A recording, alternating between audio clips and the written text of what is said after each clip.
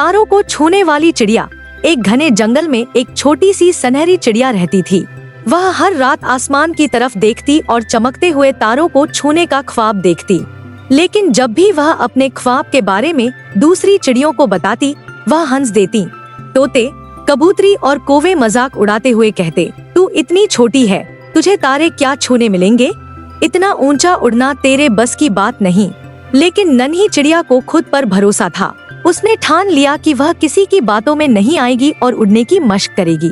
हर दिन वह पहले से ज्यादा ऊंचा उड़ने की कोशिश करती। कभी कभी वह थक कर गिर जाती, लेकिन हर बार दोबारा कोशिश करती।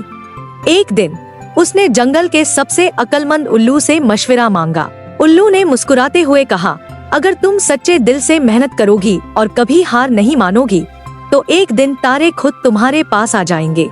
अब नन्ही चिड़िया पहले से भी ज्यादा मेहनत करने लगी। सुबह से शाम तक उड़ती रही। आहिस्ता आहिस्ता उसकी परवाज ऊंची होती गई, लेकिन तारे अब भी बहुत दूर थे। फिर एक रात जब पूरा जंगल सो रहा था, चिड़िया ने अपने परों को फैलाया और पूरे जोश के साथ उड़ान भरी। वह दरख्तों से ऊपर, बादलों से भी ऊंची उड़ती गई। उसका दिल तेजी से धड़क रहा था, लेकिन वह नहीं रुकी।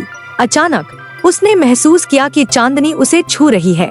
तभी एक छोटा सा तारा झिलमिलाते हुए नीचे आया और उसकी दुम को हल्के से छू लिया। अब उसकी दुम सुनहरी रोशनी में चमकने लगी थी। जब वह वापस जंगल में लौटी तो सारी चिड़िया हैरान रह गईं, जो कभी उसका मजाक उड़ाते थे, अब उसकी हिम्मत और मेहनत की तारीफ कर रहे थे। उस दिन से नन्ही चिड़िया जंगल की सबसे खास चिड़िया बन गई, वह जिसने कभी हार नहीं मानी और अपने ख्वाब को सच कर दिखाया।